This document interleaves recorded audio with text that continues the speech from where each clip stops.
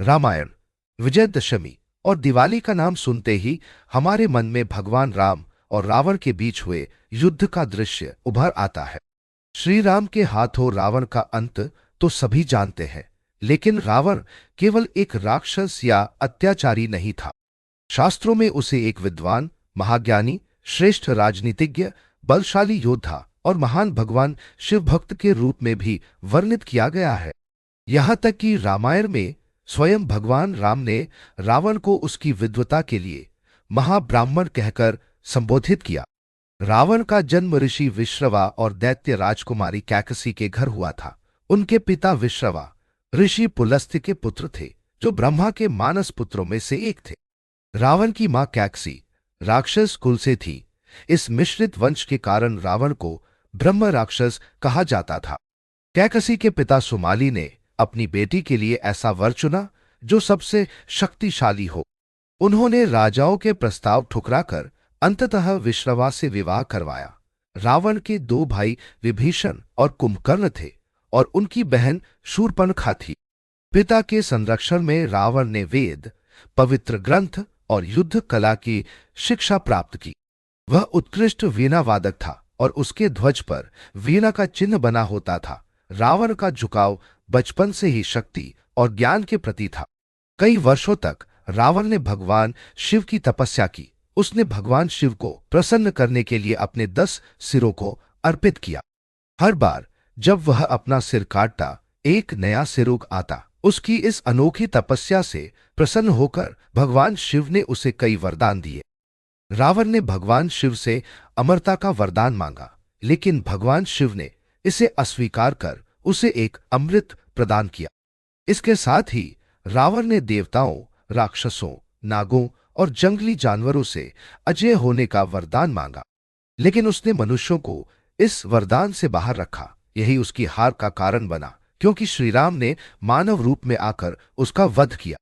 भगवान शिव ने उसे दिव्य अस्त्र शस्त्र और शक्तियां प्रदान की, जिससे वह दशमुख या दशानन कहलाने लगा।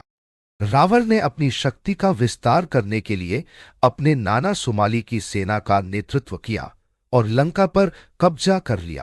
लंका, जो विश्वकर्मा द्वारा भगवान शिव और पार्वती के लिए निर्मित की गई थी, विश्रवा को यज्ञ की दक्षिणा स्वरूप मिली। विश्रवा ने अपने पुत्र कुबेर को लंका का राजा बनाया, लेकिन रावण ने अपनी शक्ति के बल पर लंका छीन ली। कुबेर से लंका छीनने के बाद रावण भगवान शिव से मिलने कैलाश पर्वत पहुंचा। भगवान शिव के वाहन नंदी ने उसे भीतर जाने से रोका। रावण ने क्रोधित होकर नंदी का अपमान किया। नंदी ने उसे श्राप दिया कि एक वानर उसकी लंका को नष्ट करेगा। रावण ने भगवान शिव की भक्ति दिखाने के लिए कैलाश पर्वत उठाने का प्रयास किया। भगवान शिव ने अपनी अंगुली से पर्वत को दबाकर रावण को सबक सिखाया।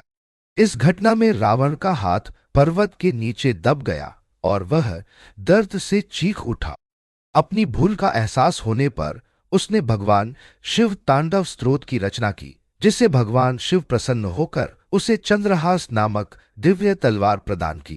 भगवान शिव ने उसे रावण नाम दिया, जिसका अर्थ है तेज गर्जना करने वाला, क्योंकि पर्वत के नीचे दबे होने पर उसकी चीखें दूर दूर तक गूंजी थी। रावण ने अपनी शक्ति के बल पर तीनों लोकों पर विजय प्राप्त की। उसने देवताओं और मनुष्यों को परास्त किया। पाताल लोक पर विजय प्राप्त कर उसने अपने भाई अहिरावण को वहां का राजा बनाया। रावण ने अपने पराक्रम से देवता, राक्षस और असुरों को अपना अधीनस्थ बना लिया। हालांकि रावण अपार शक्ति और ज्ञान का स्वामी था, लेकिन उसका अहंकार ही उसके पतन का कारण बना। सीता का अपहरण कर उसने भगवान राम को चुनौती दी। राम ने अपनी मानव शक्ति और धर्म के बल पर रावण का अंत किया, जिससे यह सिद्ध हुआ कि अहंकार कितनी भी बड़ी शक्ति को नष्ट कर सकता है। रावण एक विलक्षण व्यक्तित्व था। वह जितना विद्वान और पराक्रमी था, उतना ही अहंकारी भी। उसकी कथा हमें सिखाती है कि ज्ञान और शक्ति के साथ विनम्रता होना भी आवश्यक है। रावण का जीवन हमें यह संदेश देता है कि धर्म का पालन और अहंकार का त्याग ही सच्ची विजय का मार्ग है।